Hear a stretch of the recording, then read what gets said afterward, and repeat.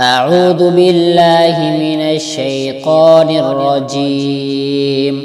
بسم الله الرحمن الرحيم. أفحسبتم أنما خلقناكم عبثا وأنكم إلينا لا ترجعون.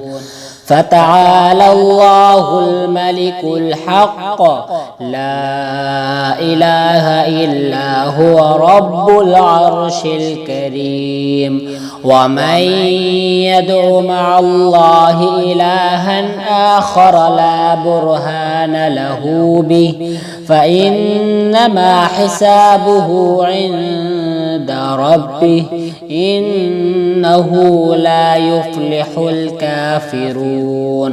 وقل رب اغفر وارحم وأنت خير الراحمين.